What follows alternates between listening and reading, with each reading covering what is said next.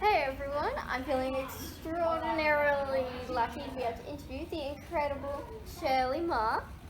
Shirley Marr is the author of two YA books, Fury and Pre-Loved, as well as her middle grade book, Little Jiang, which was just released yesterday. Little Xiang is her debut junior fiction book.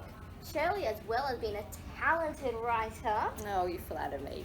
by night, is also an accountant by day and has a PhD in accounting. How awesome is she? I'm a bean counter by day and a master writer at night. I like to separate the two. Gotta find the balance. Gotta find the balance. I believe that Shirley is a truly inspirational author. Oh, thank you. Aw. Because of her passion to distill her cultural heritage through the eyes of strong-willed women. Mm-hmm. And she creates courageous and inspirational characters for us to look up to and helps us learn about Chinese culture in a fun and fascinating way. Glad it's fun. Shirley, thank you so much for letting me grill you. Thank you. Feel welcome to grill me just like a piece of cheese. I'm happy to be here. Are you ready to get started? I'm ready to get started. First question is completely unrelated to your new book. I heard that you've been kicked out of a bookstore for disruptive behaviour. I have to know what happened. Oh my goodness. I have a reputation that obviously precedes me. Okay, I'm going to try and keep this short.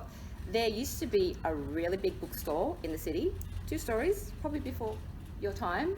And in the basement, they had the YA section and the little kids section, just sort of like side by side. It was a huge basement, but they thought that was a great setup. And about that time, there was a book that came out that might have sort of like sparkling vampires in it. So me and my friend decided to go down, check out this book. And we were so engrossed in it, we started reading out passages of the book to each other. And they're not exactly that child-friendly, but the little kids were just in their little section over there, just listening in. And before like we knew it, the manager had come along and said, I got complaints about you two, you're gonna have to leave. And I was like, this is what happens when you put the YA and the little kids section together. It's a huge basement. But anyway, I left. That was that. Got kicked out. Bummer. But that's okay because that bookstore doesn't exist anymore. But go bookstores, try not to get kicked out, people. Support your local bookstore. That sounds really funny. I mean, when you put the YA books with like horror and stuff together with little people. Yeah, it's a picture books. Like, what do you expect? Sorry. I honestly can't imagine being an accountant. To me, they are completely conflicting. My sister is a junior accountant. Oh, is she? Congratulations. Yay. And we are total opposites. What is it like being an accountant as well as a writer? I think it's perfect for me because I get to go to work and I do all the technical writing and all the thinking about numbers and figures. And then when I come home, I can just switch that off and do the creative side. Because I reckon if I had to do creative at work and then try to write my stuff at home, I think I would be completely drained. So this is good. This is like balancing both sides of my brain. So in fact, I think it's really good. Yeah, I really like it. And I like doing both. Like I'm passionate about both things. That sounds awesome. Thank you. Your newest book, Little Xiang, has just been released and it's awesome. I loved it. Thank you. How are you feeling about it? I'm feeling really excited because I haven't had a book come out for a very long time, and this is my first middle grade novel, so it's so completely different and its own voices as well, so I'm super excited. It's definitely a really, really good book. I love every bit of it. Oh, I really appreciate your feedback. Thank you. Are any of the characters in Little Xiang based off your friends, family, or yourself? Because I know some are not. It's a big cast of characters, and I'd say all of them came from my imagination, all except one. And I think when this person reads the book, he will know who he is. He. So I might leave that guessing game to, our viewers out there. Love the mystery. Mm, Have to start thinking about who it is. have a think. And if you guess it right, I'll let you know. Where did the inspiration for the potion come in, little Xiang? Oh, the little Jiang potion is called Xiang, which turns like people into hopping vampires. And I just thought it was fun because we live in an instant world, right? Everything's instant this, instant that. And I thought, what about a potion that just turns you into a vampire just on the spot? So I thought it had a bit of fun and a bit of humour. So that's my sense of humour. I loved it because it was just so out there. Like you wouldn't expect like this potion to turn you into like this really cool hopping vampire. That's just my sense of humour. And I just wanted to do something just current and sort of like I love your humour. a little bit funny. Thank you. I loved all the parts with the Jiangshi and the heart skills. Are they based off real Chinese myths or legends? Yeah, they are. Jiangshi and the fox spirits, really old legends. Especially with the fox spirit, like in the literature, she's always portrayed as like this, like bad guy who goes around stealing hearts and eating them, and like Just in yeah, and doing bad things to like men who didn't deserve it. And I thought, that's who she is. She's a fox. She eats men's hearts.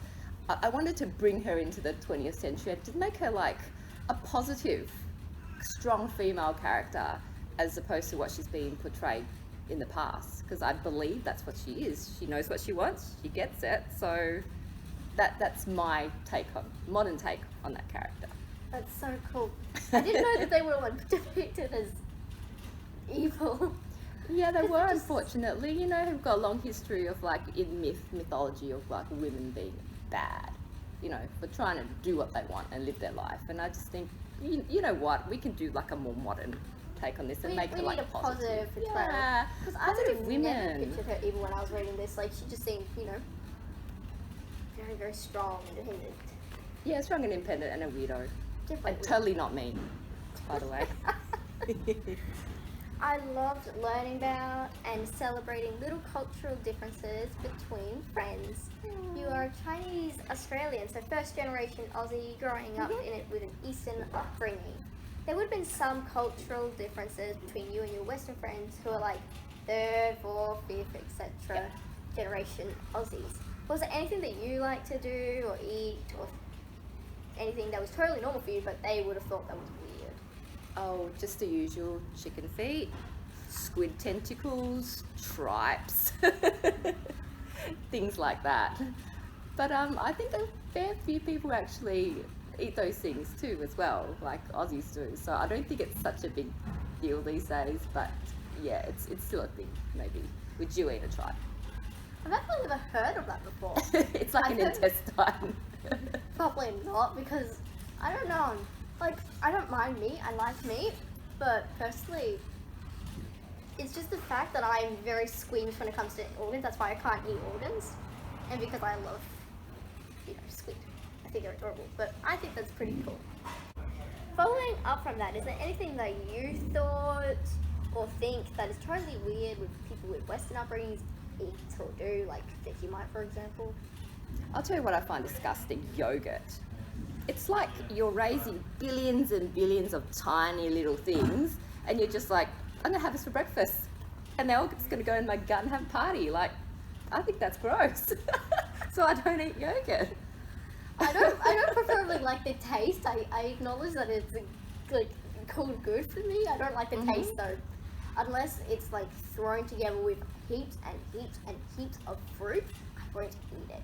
Like, most of it doesn't go properly down my throat. That's why it ended up on my See, I'm stomach. obviously not the only person then. Exactly. Yay. Now on to the speed questions. Speed questions. I love speed questions. What are you writing at the moment? I'm writing a middle grade story based on my own family history. That's really cool. I can't wait to see it. What is your favourite ice cream flavour? Boring vanilla. It's still pretty tasty. Oh, it's a classic. Can't go wrong with classic. With chunks of vanilla bean. Oh yeah, definitely. Which book character do you or have had a crush on? Peter from The Secret Seven.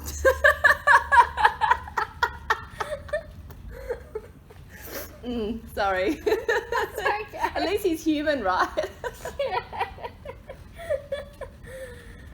What was your worst subject in school? Geography. I got a D minus. At least I didn't get an F. I wasn't even good at geography either. It's like maths. Yeah, boring. Yep. Do you prefer reading ebooks or hard books? Definitely hard books. Yes. Hmm. What is the weirdest place or thing you've gotten inspiration from? I was at the office. I have a colleague called Rodney. He said, "Can I be in your book?" So I made him a chihuahua. But unfortunately, the chihuahua got cut from little Jiang. But bonus stuff will be on my website, guaranteed.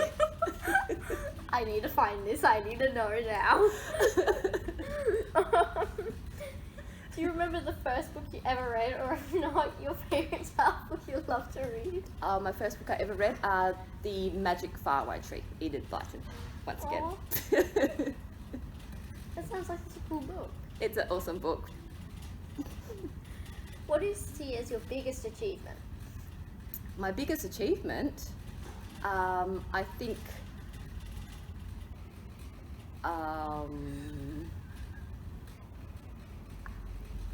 being an author for 20 years and I'm still going. That's definitely a huge achievement. Yeah, thank you. Do you have any advice to share with young writers? Go for it, don't give up, and be as experimental as you want. Just go for it. Beautiful advice. Thank you so much for letting me interview. This has been amazing. Thank you for having me. I've had so much fun. Make sure to check out Shirley Marr on social media, and make sure to share this video so you can share her incredible work. Yay!